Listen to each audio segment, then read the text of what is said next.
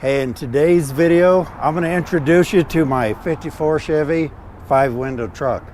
I've had this thing since 1980, so 43 years, and I'm going to give you a little walk around, tell you some history about it, and we're going to do that right after this.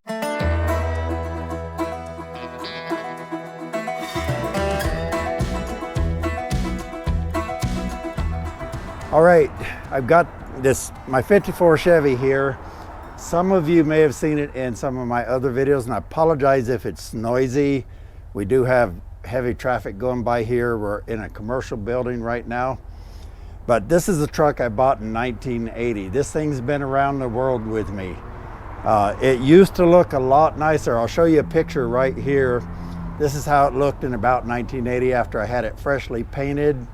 I also had a diamond tuck velvet upholstery. I'll try and show you a picture of that inside. It's still got a little bit of that. You can see some when we open the door up. I'm going to give you a walk around and you'll probably be able to see it a little bit better. Okay, so I'll do a little walking and talking here.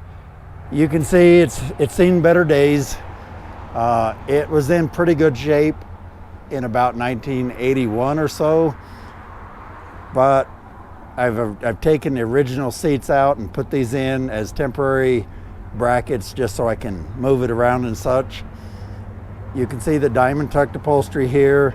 I had these chrome plated. They need more work again. Of course, all the glass needs replaced now. Pretty much needs everything now.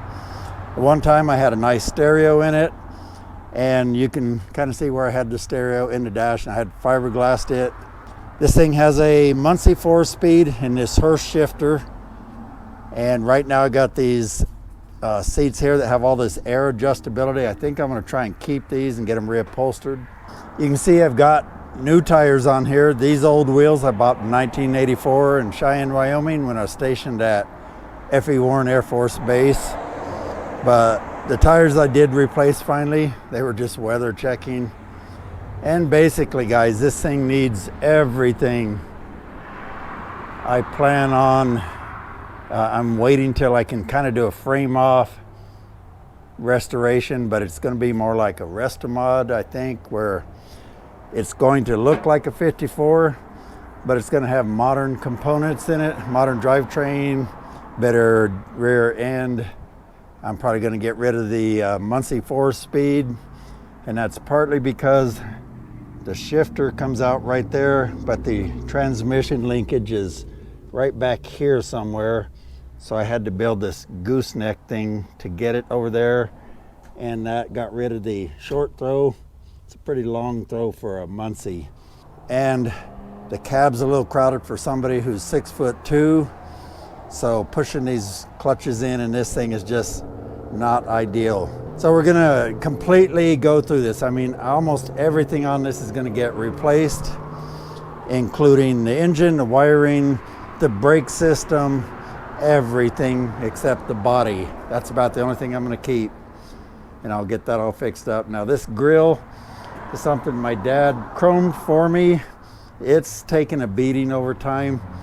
He chromed that for me when I got out of basic training in the Air Force, so kind of has special meaning. I came back and found a chrome grill. Back then in 1980, I wired this one wire at a time. I rewired the whole thing because I had a wire fire in it. Converted it to 12 volt. It looks like hell, of course, now, but this all used to be a lot neater and tighter. I'm going to get rid of all that and go to a wiring harness. And I will tell you that when I wired that up, it worked the first time. Everything on it worked. I've always kind of understood mechanics and electronics. I was an electronic warfare technician in the Air Force. I actually graduated top of my class after 9 months of school with something like a 95% average. So I kind of get electronics, although I forgot a lot of that. Now, some of the problems I've got on this is we're going to try and start this today.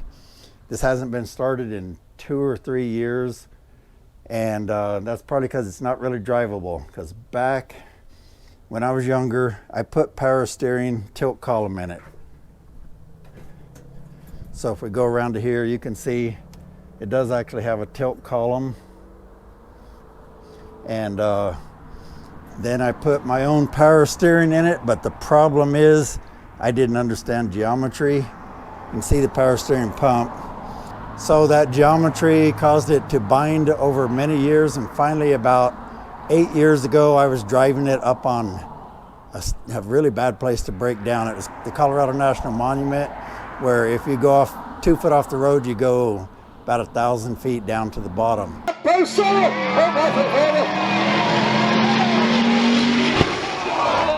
The steering, one of the grade 8 bolts on it snapped, and we managed to limp it off the hill, but it was pretty scary. So I haven't driven it since because I know the steering needs fixed, but I want to put probably a power rack and pinion in this, so I just really don't want to fix it. Today I'm just trying to get it movable, drivable, but I tore the rag joint recently, which if you're not familiar with that, it's this part of the steering. It was getting old and we needed to move it, and I couldn't start it. I didn't have a battery, so I tried to force the power steering and I tore the rag joint. So I got to replace that just so I can move this thing. We're going to try and start it today. I've checked the oil's fine. I just bled the brakes. It's got terrible leakage in the master cylinder and probably the wheel cylinders. So those all need replaced, but for now, I just want to have enough brakes to stop it so I can move it, because underneath this cover right here is a 27 Model T, and here's a picture of what that looks like.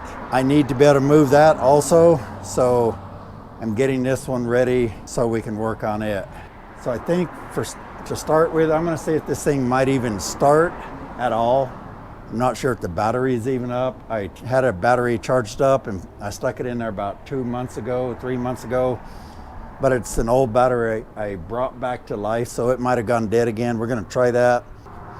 And what this has in it for a motor, this is a 400 small block, in case you're wondering. I took this out of a station wagon and put it in here, and I put the Y-end intake on. It's just like an RV manifold. It's nothing aggressive, because honestly this thing doesn't have the suspension and everything to hook up anyway. All it wants to do is spin the tires. So okay, I've got a little gas in here. We'll squirt a little in because I know it's going to need it. Let's see.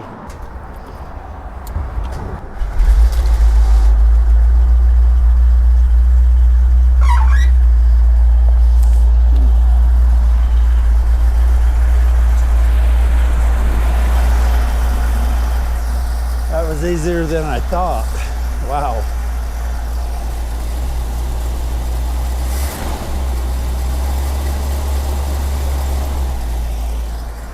All right, the engine still starts after all these years. I rebuilt this in about 1982 and it's still going strong. I'll tell you, as soon as I can afford it, we're going to be working on this. I have another YouTube channel called That Celtic Guy DIY, where we have 280,000 subscribers.